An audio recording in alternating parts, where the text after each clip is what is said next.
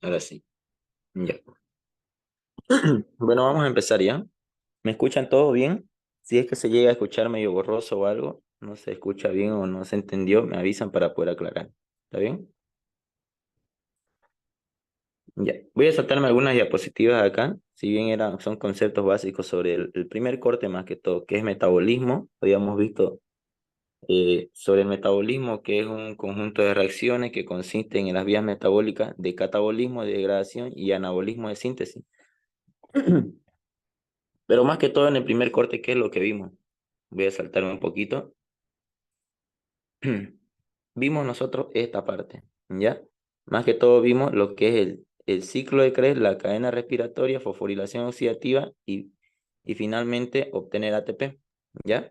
Pero no vimos la parte de donde empiezan a degradarse, ¿no? Lo que son los carbohidratos, los lípidos, por ejemplo, para poder formar la glucosa, es decir, la vía que pasa la glucosa para poder formar piruvato y para poder finalmente formar el acetil-CoA, que es la clave o el sustrato para que inicie el ciclo de Krebs y se pueda hacer, dar la formación de energía, ¿no es cierto? Entonces, solamente mencionamos desde el ciclo de Krebs. Ahora vamos a ver nosotros, esto es lo mismo que habíamos visto, ¿ya? Entonces, nosotros vimos hidrato de carbono, simplemente vimos glucosa y obtuvimos el acetil-CoA, ¿ya? Para que inicie lo que es el ciclo de Krebs. Pero ahora vamos a ver cómo la glucosa se degradó hasta formar piruvato y finalmente darme el acetil-CoA, ¿ya? Asimismo también como algunos lípidos.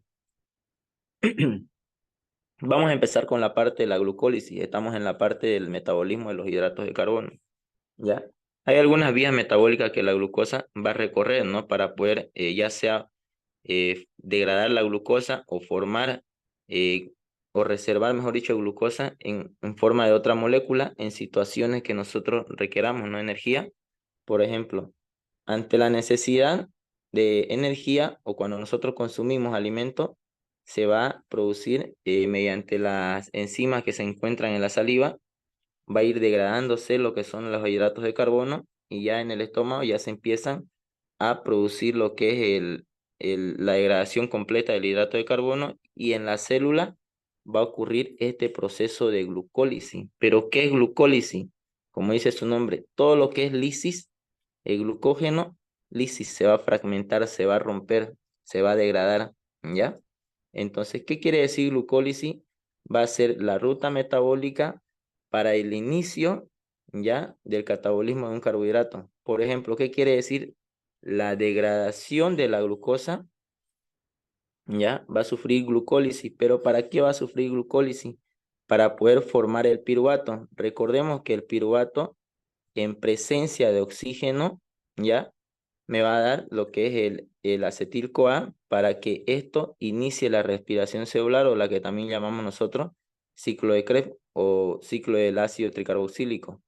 Pero en ausencia de oxígeno va a tomar otras vías, ¿no es cierto? Ya sea la fermentación láctica o la fermentación alcohólica, que en el laboratorio han debido hacer en glucólisis anaeróbica uno, la fermentación láctica y la fermentación alcohólica, glucólisis anaeróbica 2, ¿ya?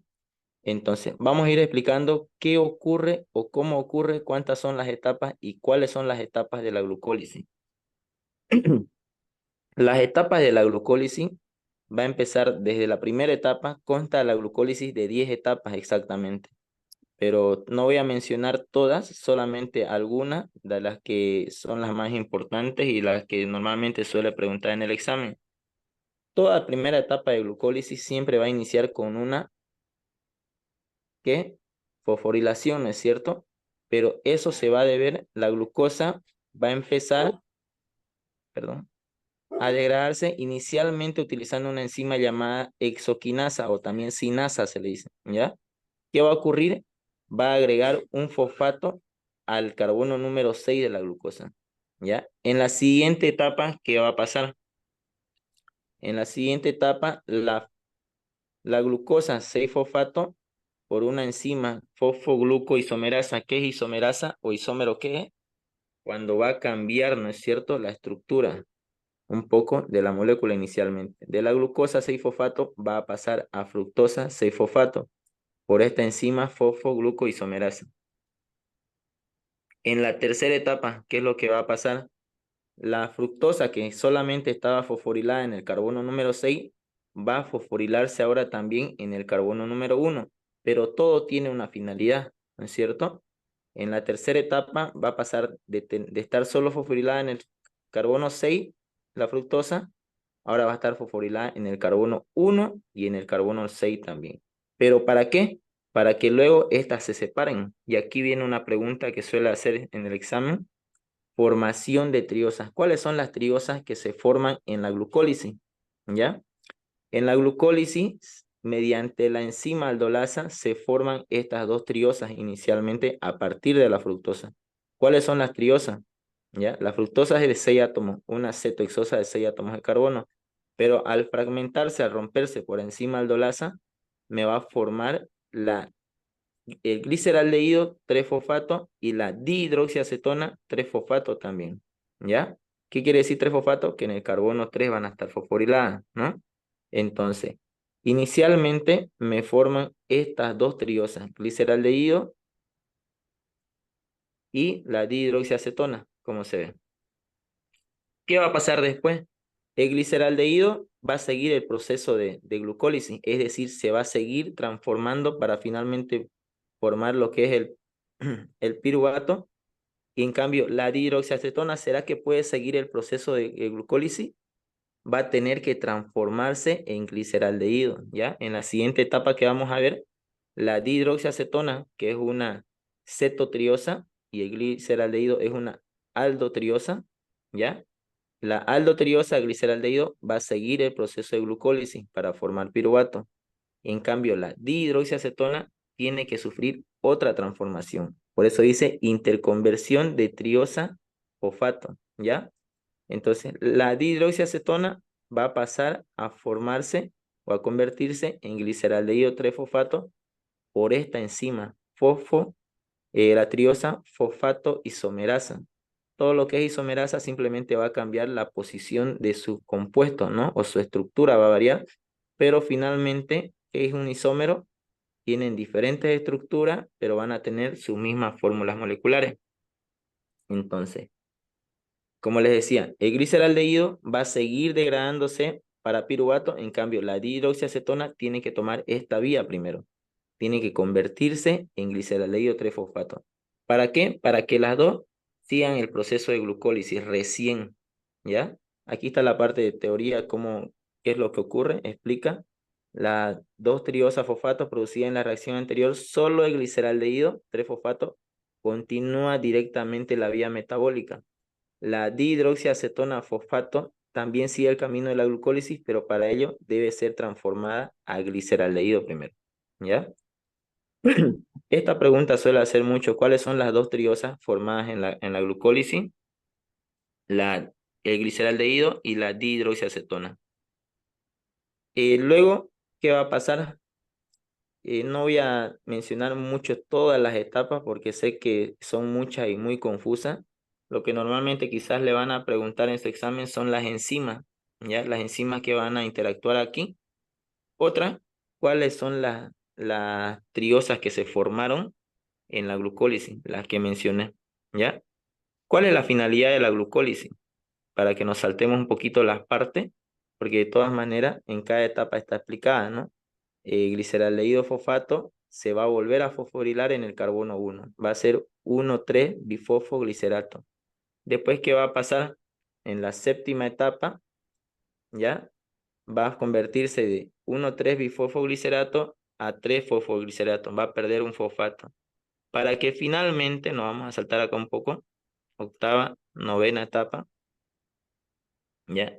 En la décima etapa, ya finalmente del del fosfenol piruvato va a convertirse en ol piruvato. Ya estamos cerca de la formación de piruvato y es una reacción instantánea que se va a dar producida por una enzima que se llama piruvato quinasa, ¿ya? El enol piruvato finalmente me va a convertir piruvato, ¿ya?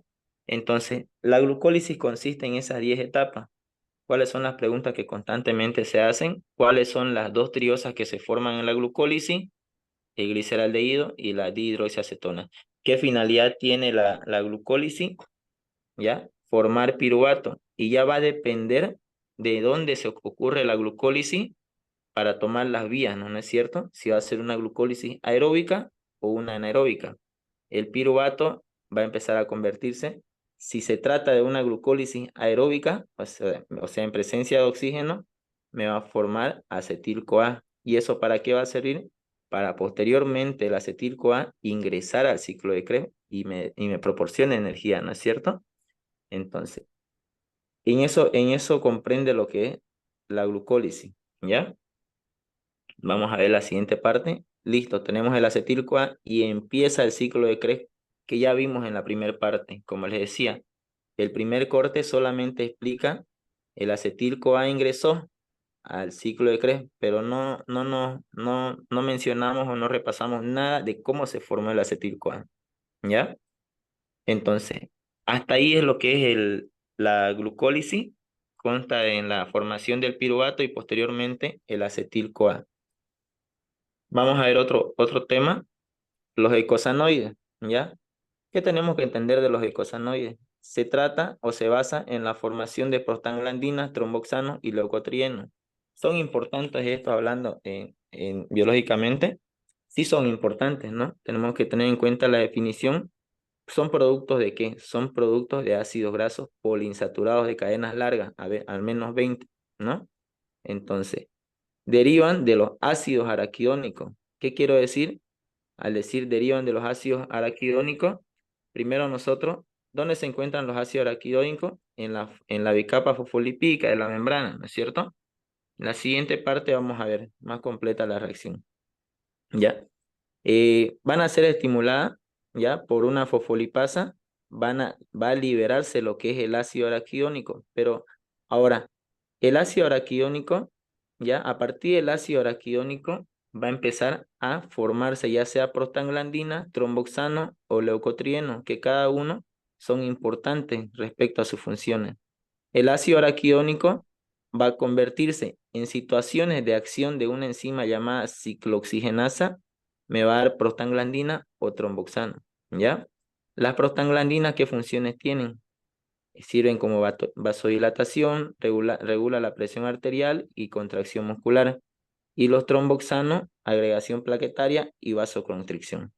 En cambio, si va a tomar una vía de la utilización de una enzima llamada lipooxigenasa, me va a formar los leucotrienos, ¿ya? Que estas desempeñan un papel frente a respuestas alérgicas o contracción uterina.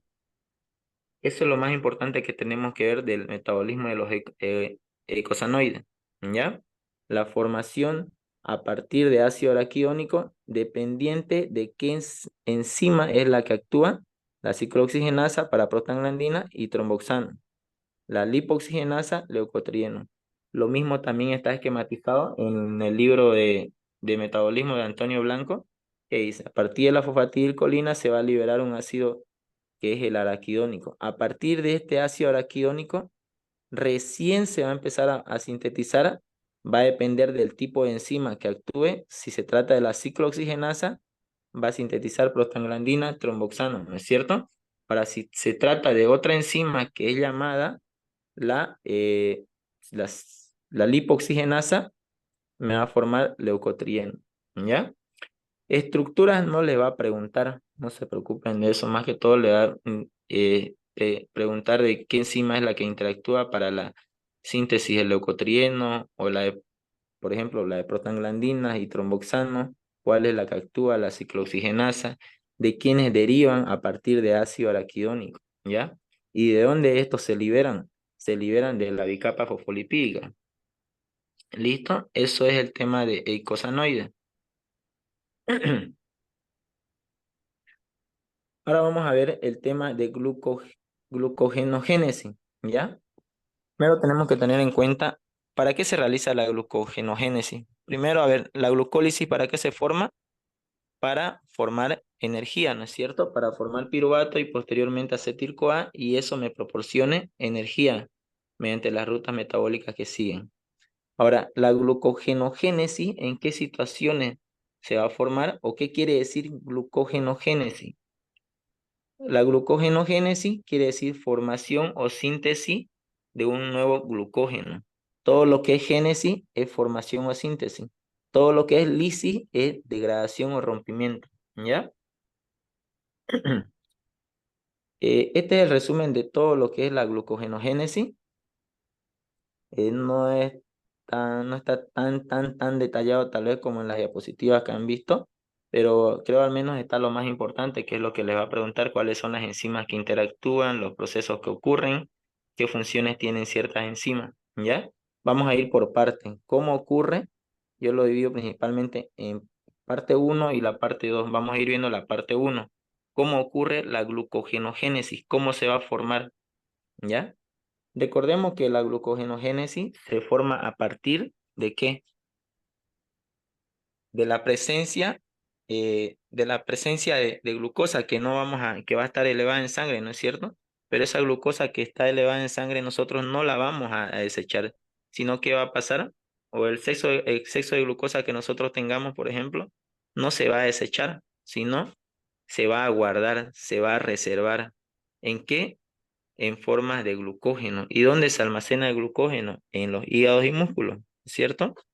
Ahora, ¿cómo va a ocurrir el proceso de glucogenogénesis a partir de la glucosa? ¿Ya? En la primera parte vamos a ver tres reacciones. La fosforilación de la glucosa, ¿ya? Es decir, la glucosa se va a fosforilar a partir de una enzima llamada glucosinasa en el carbono número 6. Listo, la glucosa se fosforiló en el carbono número 6. Luego, en la siguiente etapa, ¿qué va a pasar? Va a pasar la formación de glucosa 1-fosfato, es decir, va a cambiar de la posición 6 a la posición 1 va a estar ahora, glucosa 1-fosfato.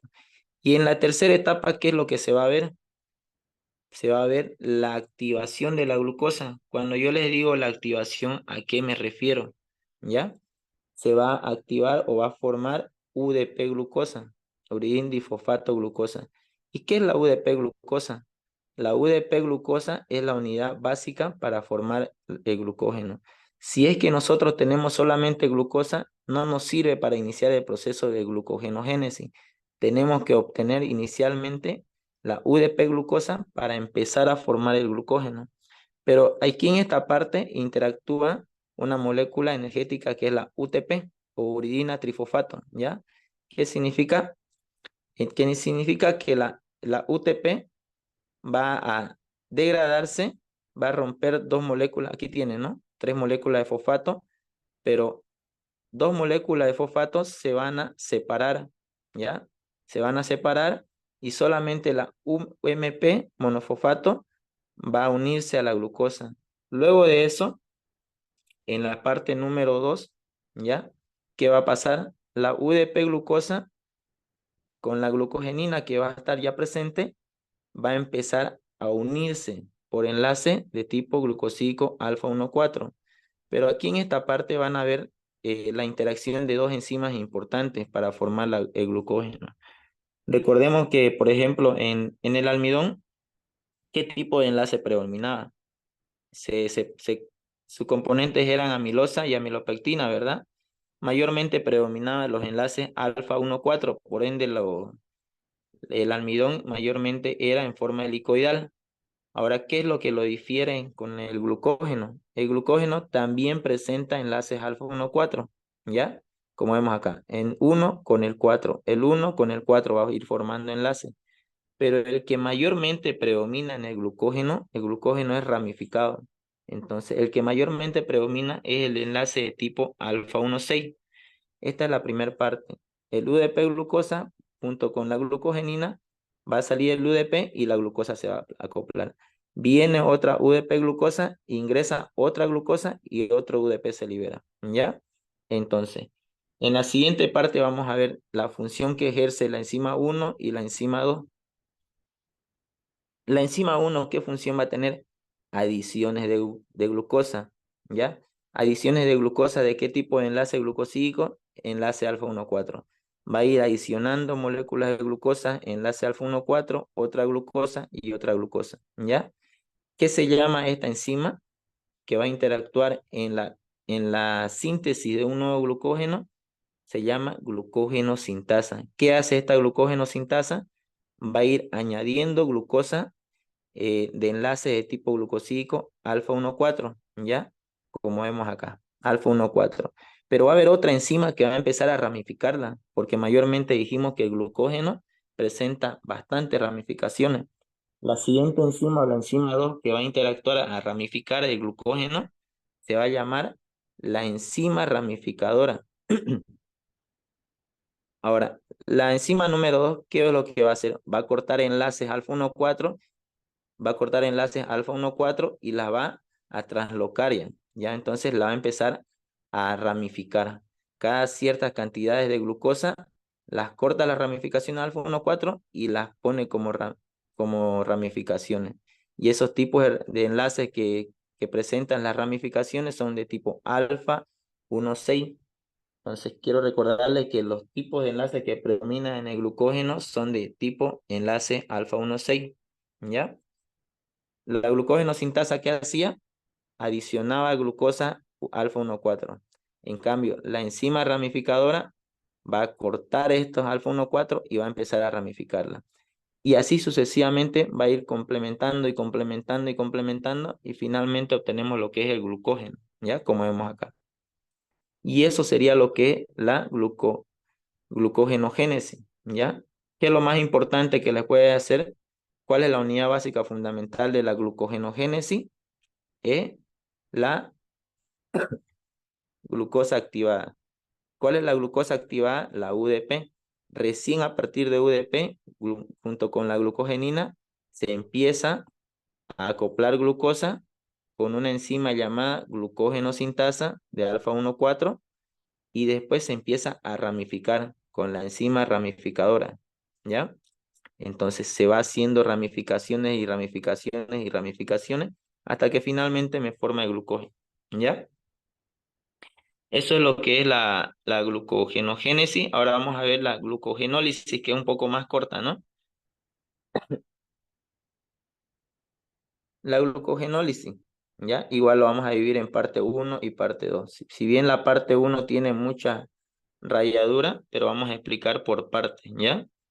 La primera parte, acá está, ¿ya? Glucogenólisis. ¿Qué quiere decir glucogenólisis? Rompimiento o degradación del glucógeno, pero ¿para qué? Para que se libere glucosa, ¿no es cierto? Pero ¿para qué yo quiero que se libere glucosa? En caso de situaciones de ayuno prolongado, por ejemplo, donde nosotros no hayamos desayunado, almorzado, nuestro cuerpo no, se va a sentir cansado, sueño, entonces necesitamos energía, las células necesitan energía, ¿no es cierto? Para que esa célula ya puedan ejercer sus funciones en cada uno de nuestros órganos y nosotros podamos rendir de forma adecuada. Entonces, ante las situaciones de ayuno prolongado, ya se va a empezar a degradar el glucógeno para liberar la glucosa en sangre, como dice. ¿Y qué va a pasar la glucosa en sangre? La insulina va a introducir lo que es la glucosa que está en sangre a la célula y formar energía, ¿ya? Entonces, ¿para qué se realiza la glucogenólisis? Para liberar glucosa en sangre. ¿Cómo ocurre la glucogenólisis? La primera parte, esta es la molécula más o menos explicada del glucógeno. Tiene bastantes ramificaciones y ramificaciones, ¿ya? Entonces, en la primera parte van a actuar dos enzimas, ¿ya? La glucógeno fosforilasa y la enzima es ramificadora. Pero ¿qué va a hacer la glucógeno fosforilasa?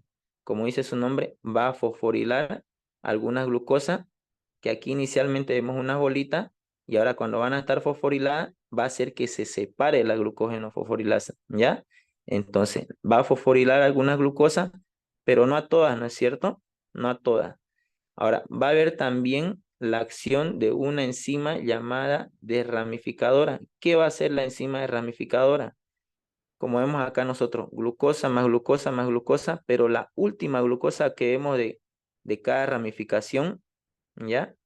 Del enlace alfa 1,6 se va a liberar en la glucogenólisis, se libera solamente ya sea una molécula de agua a nivel perdón, de glucosa a nivel del músculo, ¿ya? La enzima ramificadora, ¿qué va a hacer? Como dice su nombre, va a romper esos enlaces que están formando ramificaciones. Va a romper la ramificación de aquí, va a romper la ramificación de aquí. ¿Para qué? Para que se vaya liberando las glucosas y las glucosas y las glucosas, ¿no es cierto?, en sangre. Entonces, la interacción que ocurre de estas dos enzimas de glucógeno fosforilasa para fosforilar la glucosa. ¿Y por qué queremos que fosforile la glucosa? Como vimos en la glucólisis, ¿no es cierto? ¿Qué necesitaba la glucosa primero para iniciar la glucólisis? Necesitaba fosforilarse, ¿no es cierto? Acá está. Miren, para que inicie la glucólisis, la glucosa se fosforilaba. Entonces, en la glucogenólisis, lo primero que va a ocurrir va a ser fosforilar la glucosa, acá, fosforilar la glucosa. ¿Para qué? Para que esto prosiga el procedimiento de glucólisis después. Y finalmente después libera energía. Pero para ello necesitamos dos enzimas importantes en la glucogenólisis. La glucógeno fosforilasa y la enzima desramificadora, ¿ya? Que estas, si bien nos van a proporcionar pocas cantidades de glucosa para liberar en la sangre, pero igual va también a actuar en la desramificación de cada glucógeno, ¿ya? En la segunda parte, ¿qué es lo que vamos a ver? En la segunda parte, ya tenemos lo que es la glucosa 1-fosfato, va a interactuar una enzima que se llama fosfoglucomutasa y me va a formar de la glucosa 1-fosfato a la glucosa 6-fosfato, ¿ya? Quiero recalcar que la glucosa 6-fosfato solamente se va a mantener a nivel del músculo, ¿ya? No va a ingresar lo que es eh, eh, al hígado. En el hígado ya empiezan a sintetizarse o formar ya la glucosa, por ejemplo. Por la entrada 1, que es la T1, y la T2, la salida, va a actuar lo que es una enzima glucosa 6-fosfatasa. ¿Y qué va a hacer la glucosa 6-fosfatasa? Las glucosas que van a entrar al hígado, ¿ya? Va a hacer que se separe la glucosa del fosfato. El fosfato se libera y la glucosa sale libre a la sangre, ¿ya? ¿Y qué va a ocurrir en la sangre? Va a estar la glucosa libre en sangre. Entonces, ¿qué va a ocurrir? La insulina la va a llevar nuevamente a la célula y va a iniciar el proceso de formación de energía en el ciclo de Krebs, ¿no es verdad? La respiración celular. En eso consta la glucogenólisis, ¿ya? En dos partes. ¿Cuáles son las enzimas que interactúan? La glucógeno fosforilasa para fosforilar alguna glucosa y la enzima desramificadora. Y finalmente, a nivel del hígado, la enzima que actúa es la glucosa 6-fosfatasa. ¿Para qué? Para que separe el fosfato y la glucosa salga libre al torrente sanguíneo, ¿ya? Y en el torrente sanguíneo, obviamente, la glucosa va a estar libre y va a ingresar a la célula mediante la hormona insulina, ¿no es cierto? Esa es la primera parte. Vamos a ver ahora la segunda parte.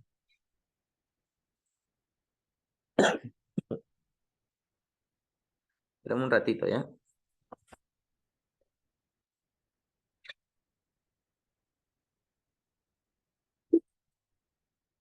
Ah, no sé.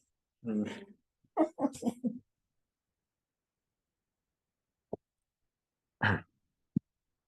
Ya.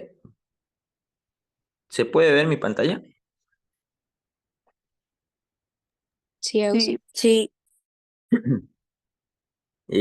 Si bien tal vez lo ven muy corto todo lo que es el avance con lo que han estado viendo, es un resumen general, ¿no? No está tan complejo, pero son los puntos más importantes que normalmente se preguntan en laboratorio, en el examen. Esquemas no les va a preguntar, así que pierdan cuidado de eso. No es que se tengan que memorizar tantas estructuras y todo lo demás. Lo que más interesa es algunos intermediarios, qué enzimas interactúan, qué enzimas son importantes en la glucogenogénesis, en la glucogenólisis, por ejemplo, ya mencionamos, ¿no? Las enzimas más importantes. Ahora, en la gluconeogénesis no es lo mismo, ¿no? Que glucogenogénesis. En la gluconeogénesis, ¿qué quiere decir? Gluco de glucosa, neo de nuevo, génesis, síntesis. Síntesis de una nueva glucosa, ¿ya? Pero normalmente algunos dicen, siempre se empieza a formar una nueva glucosa a partir de un carbohidrato, siempre. No, no se empieza a formar a partir de un carbohidrato siempre la glucosa, ¿ya? Normalmente la gluconeogénesis se puede sintetizar, por ejemplo, cuando mencionábamos y decíamos de que los carbohidratos son los principales combustibles de las células que nos proporcionan energía, ¿no es cierto? Pero ¿qué va a pasar cuando hay ausencia de carbohidratos? Por ejemplo, cuando nosotros no desayunemos, no comamos, ¿no?, algunos alimentos que contengan carbohidratos, ¿no?, que son los principales combustibles, empiezan a consumirse, ¿quién dijimos? Los lípidos el excedente de grasita que tenemos, las lonjitas, todo lo demás. Entonces, ahí es donde interactúan los compuestos producidos por la degradación de los lípidos. Por ejemplo, a partir de glicerol se puede formar glucosa. ¿Para qué vamos a formar glucosa? Si nosotros no consumimos carbohidratos, entonces nuestro cuerpo necesita, nuestro organismo necesita glucosa. ¿De dónde vamos a consumir o producir glucosa si no estamos consumiendo carbohidratos? Entonces empieza la síntesis de los por ejemplo, de algunos componentes de lípido. Por ejemplo, el glicerol va a transformarse, va a convertirse, va a reaccionar hasta formar glucosa. Por ejemplo, algunos aminoácidos, por ejemplo, la alanina se va a convertir en piruvato. El lactato, por ejemplo, en una glucólisis anaeróbica, ¿no? Que se forma lactato o ácido láctico, también se puede volver a convertir en piruvato y otros aminoácidos. ¿Para qué se va a convertir piruvato? Para que el piruvato nuevamente se convierta en glucosa. ¿Pero para qué quiero glucosa? Porque hay deficiencia de glucosa en mi sangre, ¿no es cierto? Yo estoy en un ayuno prolongado, mi cuerpo, mis células necesitan energía. Entonces, ¿de quién voy a aprovechar para formar una nueva glucosa y que esta glucosa se degrade en piruvato y forme o entre al ciclo de Krebs para formación de energía? Por ejemplo, de derivado de lípidos, ¿no es cierto? Por ejemplo, glicerol, alanina, aminoácidos que hay. Eso. Ahora, en la gluconeogénesis, por ejemplo, ¿en qué situaciones eh, va a estimular la síntesis de una nueva glucosa? Por ejemplo, se va a formar lactato en ejercicios intensos. Mencionábamos, va a haber por ejemplo, a partir de aminoácidos también se puede sintetizar lo que es una nueva glucosa. A partir de glicerol también se puede sintetizar la glucosa. Como dice acá, las reservas directas de glucosa solo son suficientes para cubrir necesidades de un día, ¿no es cierto? Entonces, ante la ausencia o deficiencia de carbohidratos, empiezan a actuar estos reservorios, estos compuestos que se han formado en algunas reacciones de glucólisis, por ejemplo, y otros que son componentes de proteínas, por ejemplo, aminoácidos libres. Los aminoácidos se van a convertir en glucosa. ¿Para qué? Para darnos energía, ¿no es cierto? Vamos a ir a la siguiente parte. Normalmente la gluconeogénesis, ¿ya? Eh, se forma en un 90% en el hígado y un 10% en los riñones. Ahora, ¿qué es lo que le va a preguntar de esta parte? La siguiente parte, vamos a ver, ¿ya? Esta pregunta de acá, creo que la he visto por ahí, dice, ¿no? En la gluconeogénesis, las reacciones se conocen como rodeo o barreras energéticas.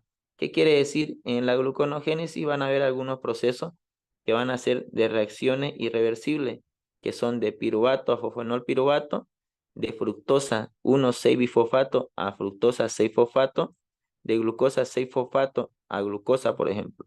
Y está esquematizado aquí también, ¿ya?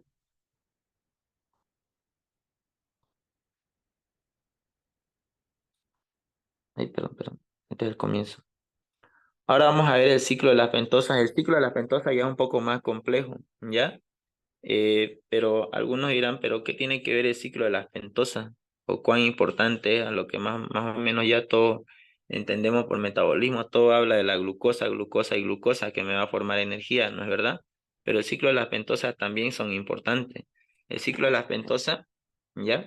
Es una vía alternativa que va a sufrir una glucosa, por ejemplo. Normalmente nosotros tenemos por entendido de que la glucosa, ¿ya? Cuando hay requerimiento de energía, va a sufrir glucólisis, va a formar piruvato y me va a formar acetil-CoA y ciclo de Krebs y energía, ¿no es verdad? Pero cuando va a haber eh, cantidades elevadas de glucosa, no la voy a desechar, sino lo voy a guardar. Es como cuando nosotros quizás tenemos demasiada comida en casa, no la vamos a desechar, ¿no es cierto? Sino a veces la guardamos para que posteriormente, más adelante, la comamos. Entonces la glucosa va a hacer lo mismo, va a sintetizar el glucógeno, lo va a guardar en forma de glucógeno, ¿ya? Y el glucógeno va a estar almacenado o va a estar depositado como reserva en donde en hígado y en músculo. Pero la glucosa va a tomar otras vías también. La vía de la pentosa fosfato, ¿ya?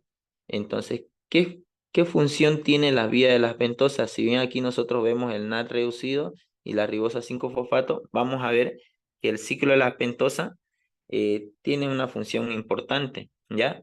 El ciclo de la pentosa, por ejemplo, me va a formar o me va a inducir a el ciclo de la pentosa ante la formación de este cofactor de NAT reducido y ribosa 5-fosfato. ¿En qué me ayudan estos? Estos van a ser importantes en la síntesis de ácidos grasos, de colesterol, por ejemplo, y los colesterol obviamente van a ser importantes para la síntesis de algunas hormonas, ¿no es verdad? Porque son precursores importantes del colesterol para la síntesis de hormonas, ¿ya? Entonces, es importante el ciclo de la pentosa desde ese punto. ¿Qué vamos a ver en el ciclo de la pentosa? Los productos que se van a formar, ¿ya? Como productos primarios, está el NAT reducido como agente reductor.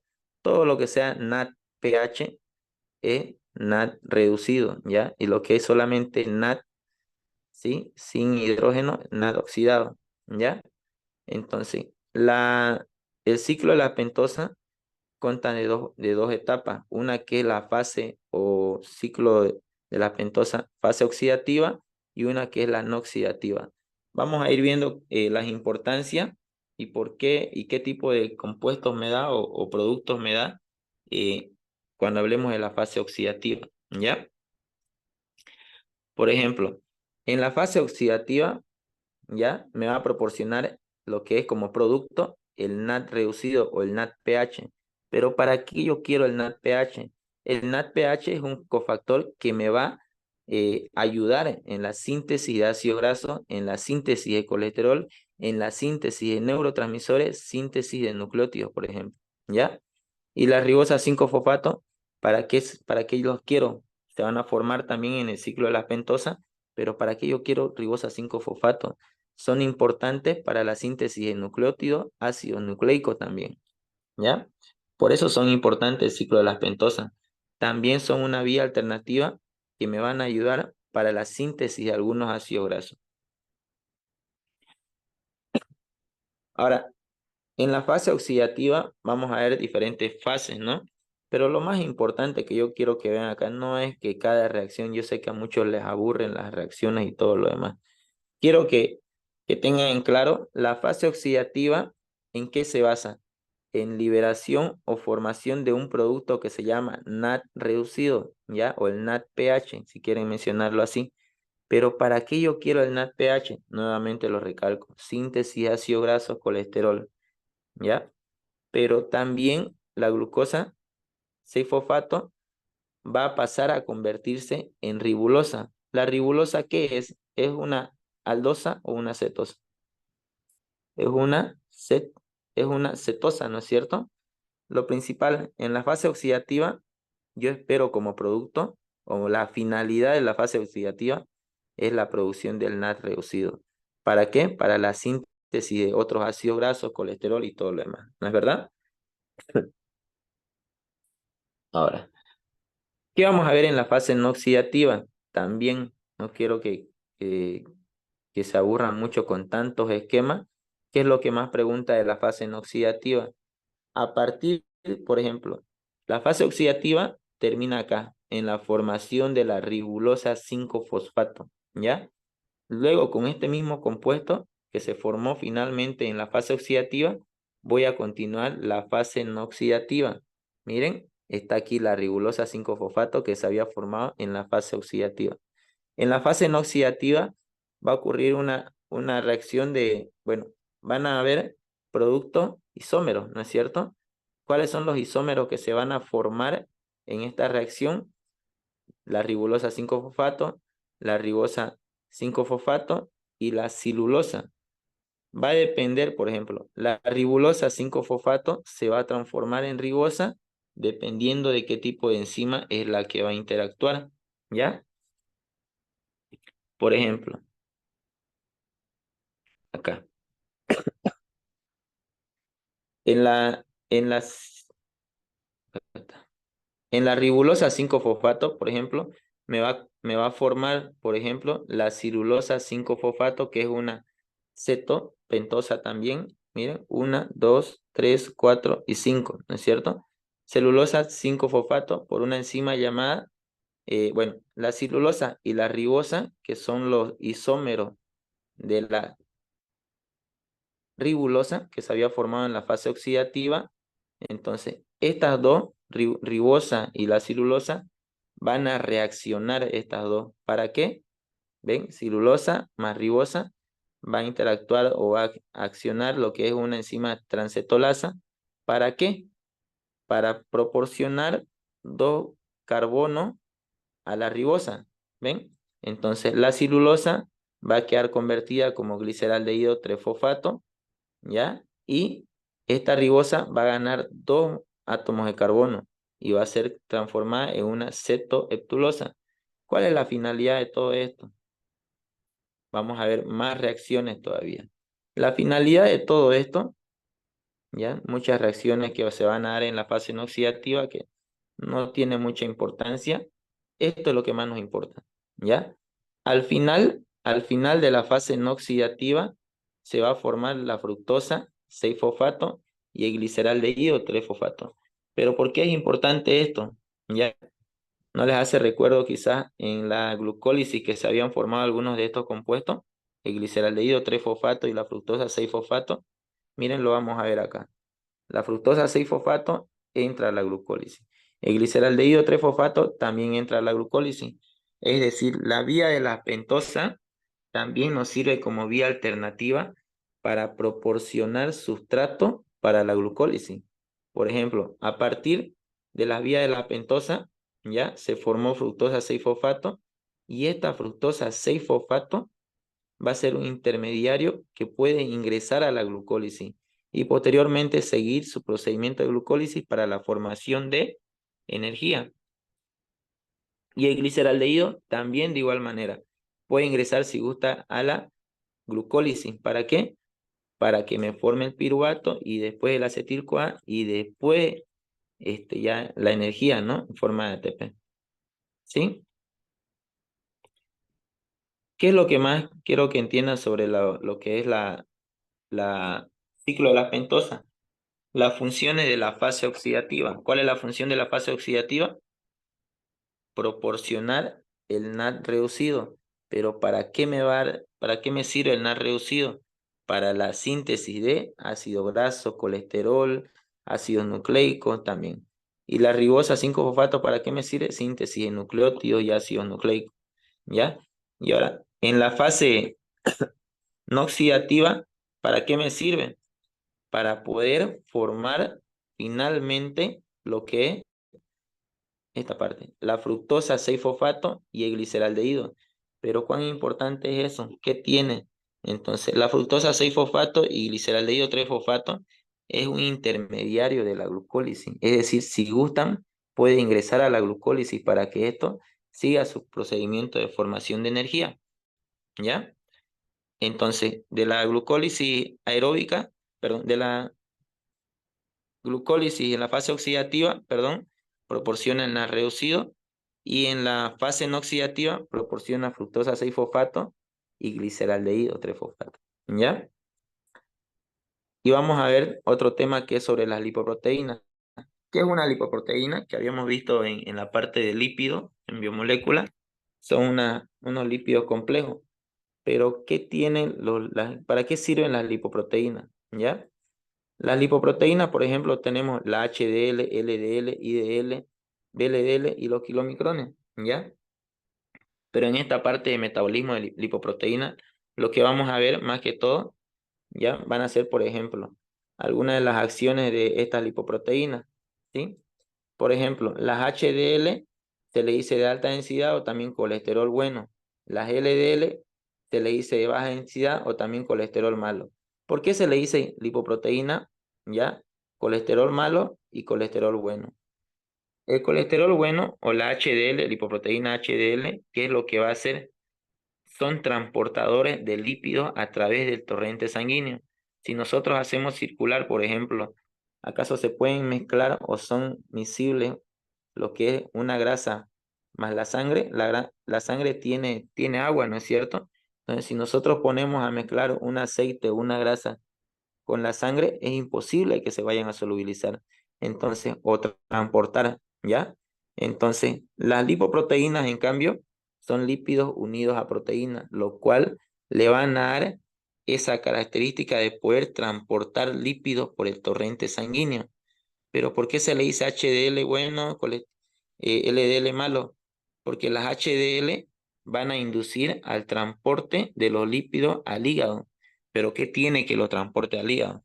En el hígado todas esas grasas o el colesterol se va a metabolizar y se va a excretar en forma de, ¿dónde está? En forma de bilis. No está acá. ¿Ya? Entonces, las HDL van a transportar el lípido o la grasa, el colesterol, al hígado y en el hígado se va a metabolizar y eliminar, ¿no es cierto? Se va a excretar en forma de sales biliares. Ahora, en cambio, el colesterol malo o estas lipoproteínas, ¿no? Que transportan colesterol malo, ¿qué va a hacer? No la va a transportar al hígado, sino simplemente la va a llevar a través de la circulación sanguínea y va a ir acoplándola, formando placas de grasa. Y las placas de grasa, ¿qué va a provocar en una arteria, por ejemplo? Va a provocar obstrucción. ¿Y qué pasa cuando hay obstrucción en la circulación sanguínea producida por esa grasa o formación de placas de grasa? Va a producir que no haya una buena irrigación o circulación de sangre. Entonces, ¿qué tiene eso? La sangre transporta oxígeno a todos los órganos, ¿no es cierto? Pero ¿quién la bombea? El corazón. Ante, ante la falta o ausencia de oxígeno, cada órgano que va a estar requiriendo, entonces el corazón va a empezar a bombear más rápido. ¿Por qué? Porque hay grasa en las arterias y no está llegando suficiente oxígeno a los órganos, ¿ya? Entonces, al bombear demasiado rápido el corazón, ¿qué va a pasar? Insuficiencia cardíaca, paro cardíaco. Entonces, por eso se le dice a las personas que vayan controlando sus niveles de colesterol malos, que son las lipoproteínas, LDL y los niveles de triglicéridos también que vayan disminuyendo, porque también eso puede conllevar a la formación de placas de grasa en las arterias, lo cual con el tiempo conlleva una insuficiencia cardíaca. En las apoliproteínas, ¿qué son las apoliproteínas? ¿Ya? Estas apoliproteínas, en la parte de síntesis de lipoproteína, ¿cuál es lipoproteína? HDL, LDL, VLDL, etcétera, ¿ya? ¿Qué función tienen las apoliproteínas? Van a ser importantes en la biosíntesis, ¿sí? ¿De quiénes? De las lipoproteínas, ¿ya? Hay apoliproteínas A1, B48, B100 y C2, ¿ya? Todas las apoliproteínas se sintetizan en el organismo, pero menos una, ¿ya? Excepto, eso es lo que he visto en modelos de exámenes, excepto cuál, la B48, esa no se sintetiza en el organismo, ¿ya? Otra cosa, las apoliproteínas que estamos mencionando, ¿ya? Van a ser importantes en la síntesis de ciertas lipoproteínas. Por ejemplo, la ApoA o apoliproteína A son importantes en la síntesis de la lipoproteína HDL. La apoliproteína B48 o ApoB48 son importantes en la síntesis de kilomicrones. La ApoB100 importante en la síntesis de VLDL, IDL y LDL, que son los colesteroles malos, ¿ya? Y por último, las ApoC2 importantes en la síntesis de kilomicrones. Lo más concreto que les recomiendo que se memoricen y aprendan son cuáles apoliproteínas son las que interaccionan en la síntesis de ciertas lipoproteínas, ¿ya?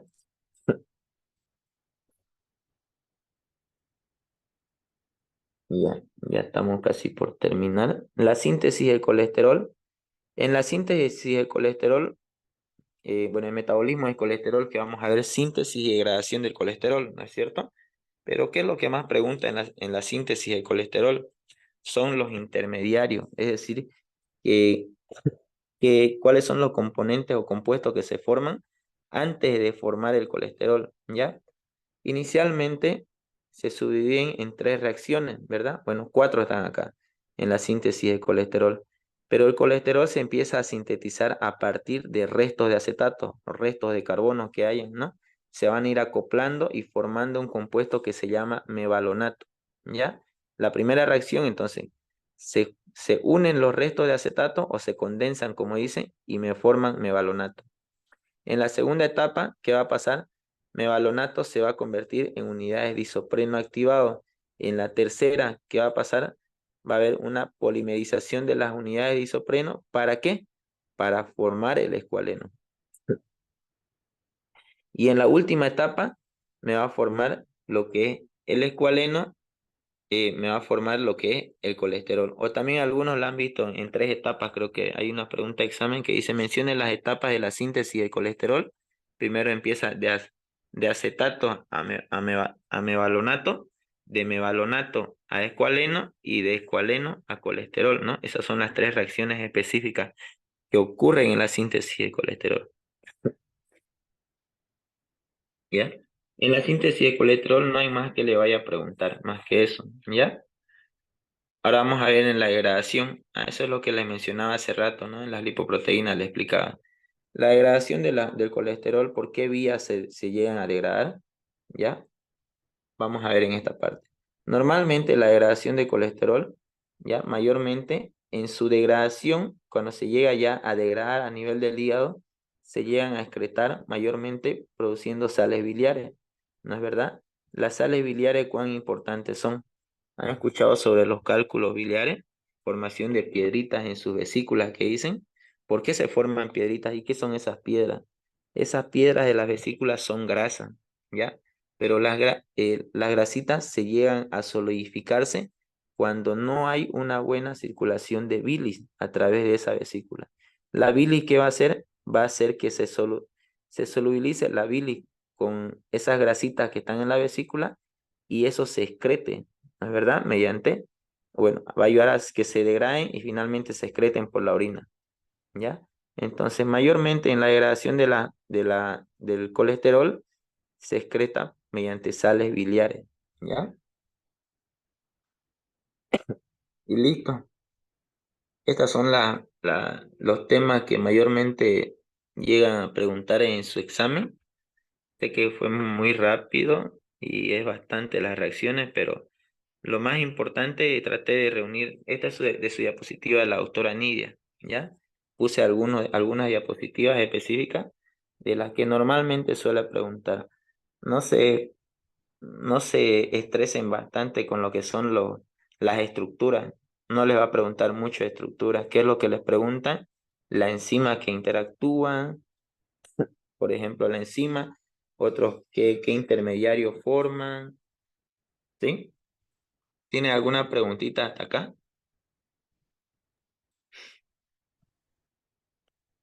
Laboratorio no van a dar examen, ¿verdad? No, No, Auxi. Auxi, tengo una pregunta. ¿El tema de los fosfolípidos igual entra? Creo que sí me dijeron, ¿no? Sí, Sí, eso. entra. No tengo ahorita la diapositiva de fosfolípidos, no la he separado. ¿Ya? A ver, ¿qué le puedo preguntar de los fosfolípidos? Creo que más preguntas de los fosfolípidos a partir, creo que vi unas preguntas por ahí que decían un intermediario metabólico de los fosfolípidos, que es el ácido fosfatídico.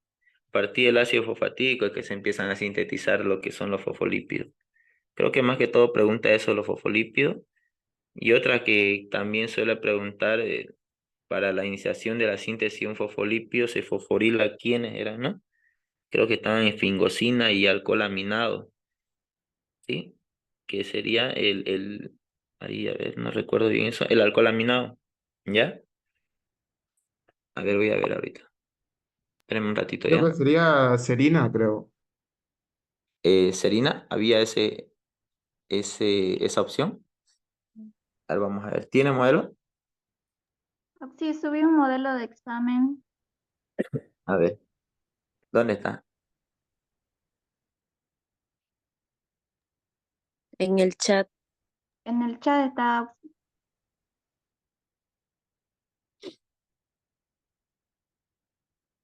Ah, en el chat, acá.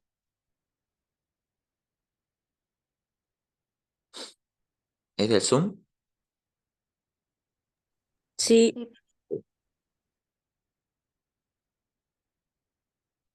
Se confían en los modelos de exámenes, ¿no?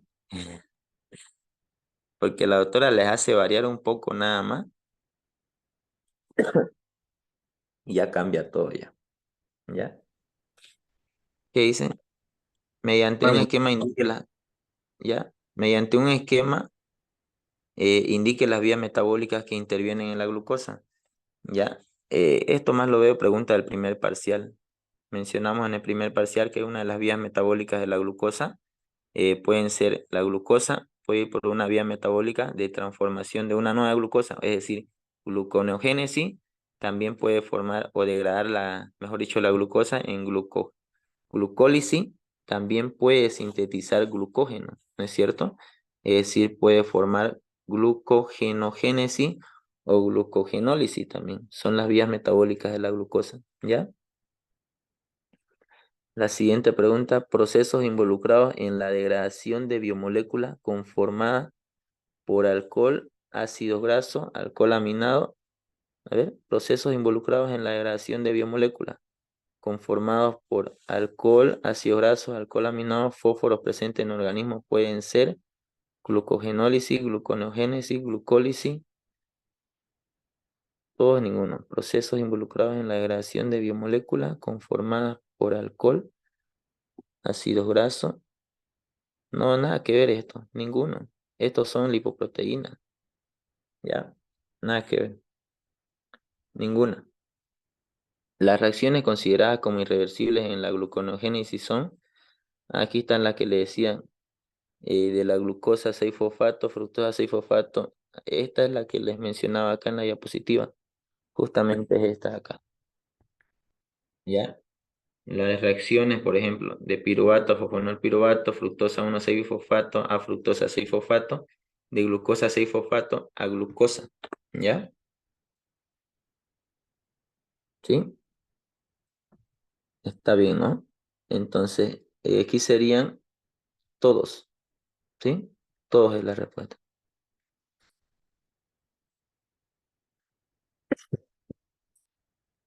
Ya, coloque según corresponde a la vía metabólica involucrada. Catabolismo de la glucosa. Coloque según, ¿este es de primer parcial o de segundo? A segundo, ¿ya? Coloque según corresponde a la vía metabólica involucrada. Catabolismo de la glucosa. Por ejemplo, en el catabolismo de la glucosa, ¿qué era lo que hacíamos en la glucólisis? ¿Qué se formaba? Se formaba, por ejemplo, el piruvato, ¿no es cierto? Coloque según corresponde la vía metabólica. La glucosa, bueno, sería degradación de la glucosa, formación del piruvato. En la síntesis, cuerpo cetónico, ese primer corte, o entra cuerpo cetónico. No, no wow. entra. Degradación creo que el primer corte entró el cuerpo cetónico, ¿ya? Degradación de glucógeno, ¿qué era lo que formaba en la degradación de glucógeno? Era formaba glucosa, ¿no es cierto? Ahora, la relación entre glucosa, lactato y glucógeno. El lactato es un intermediario que me va a formar, bueno, la glucosa se forma en, en ausencia de, de oxígeno, forma lactato, ¿ya? Y la reacción de lactato puede ser reversible para poder formar piruvato y de piruvato a glucosa y glucosa a glucógeno nuevamente. La glucólisis es la vía metabólica encargada de oxidar la glucosa con la finalidad de obtener energía para la célula mediante 10 reacciones enzimáticas consecutivas que convierten a la glucosa en dos moléculas de piruvato y que sigue otras vías metabólicas. Verdadero. ¿No es verdad? Porque aquí habíamos visto porque tenemos la gluconeogénesis.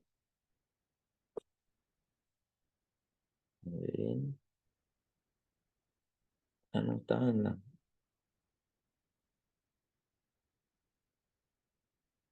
¿Está? No, no está acá. ¿Ya? Pero es lo que... Ah, no, es en la primera diapositiva.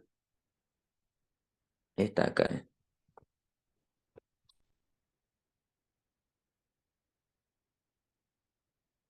Aquí está.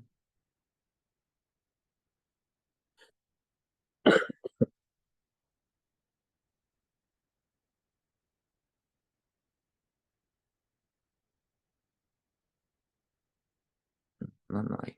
¿Ya? Pero, a ver. La glucólisis es la vía metabólica encargada de oxidar, ¿ya? Oxidar es reducir. Mira, hasta aquí tal vez les puede jugar mucho. Oxidar es catabolismo. Si le dice encargada de reducir la glucólisis o una reacción reductora, le dice de la glucosa, por ejemplo, ya eso es anabolismo, ¿no es cierto? O una reacción, eh, por ejemplo, le cambia a oxidar por una reacción reductora a la glucosa, glucosa, entonces es ya eso anabolismo. Hasta aquí le puede cambiar algo, no siempre le va a poner oxidar, pero más bien oxidar hace referencia a catabolismo o degradación.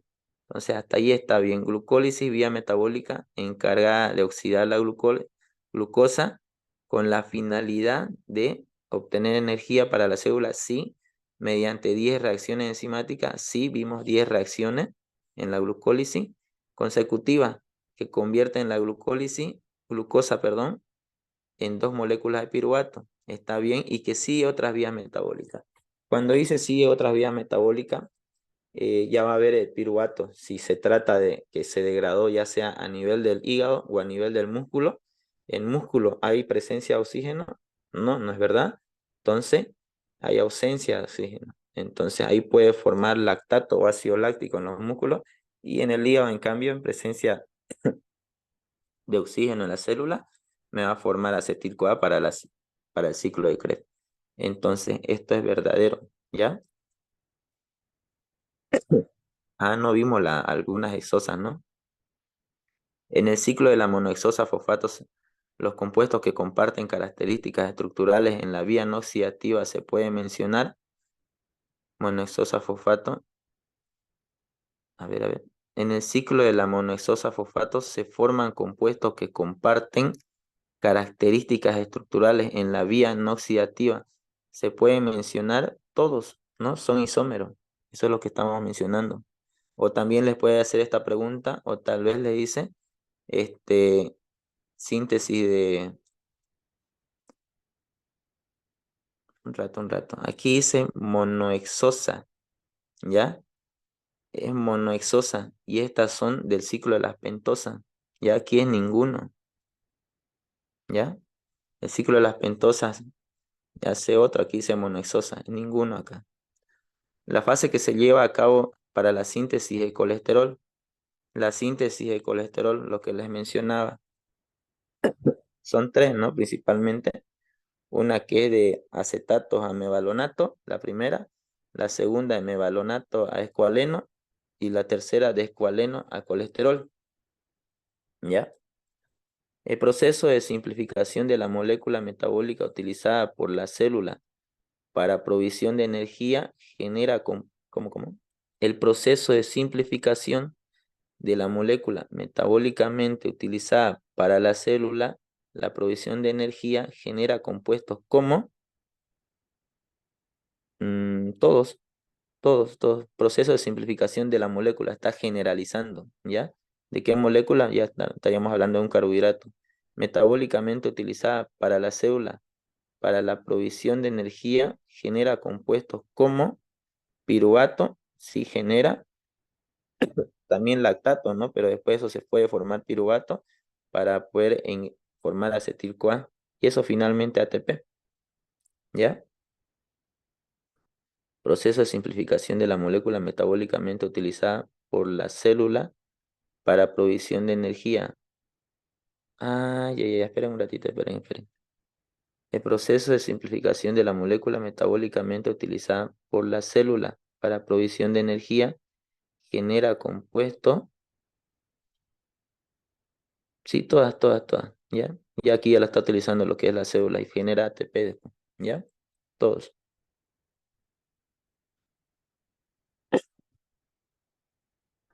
En el metabolismo de las lipoproteínas, aquellas que se degradan liberando ácidos grasos presentes en su estructura lo hacen por activación en las lipoproteínas, aquellas que se degradan liberando los ácidos grasos presentes en su estructura lo hacen por activación de los ácidos grasos, ¿ya? El almacenamiento de energía en el organismo relacionado con los carbohidratos. A ver, el almacenamiento de energía en el organismo relacionado con los carbohidratos se lleva a cabo mediante almacenamiento de energía. ¿Qué es eso? Glucogenólisis es almacenamiento. No es verdad. Cuando hay un excedente de glucosa o tenemos demasiado glucosa, que es el carbohidrato en el organismo, ¿qué se va a hacer? Glucólisis, nada que ver, porque está diciendo almacenamiento. Gluconeogénesis, nada que ver. ¿Por qué? Porque está diciendo, ¿acaso la gluconeogénesis es para almacenamiento? No. Lo que es para almacenamiento es la glucogenogénesis y no hay ninguna de esas opciones acá.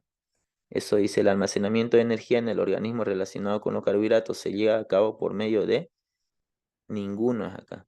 Glucogenólisis, nada que ver. Gluconeogénesis, nada que ver. Glucólisis, nada que ver. Ninguno. Es la glucogenogénesis. Mediante un esquema, indique las vías metabólicas. Ah, esa ya la vimos ya, ¿no? La misma.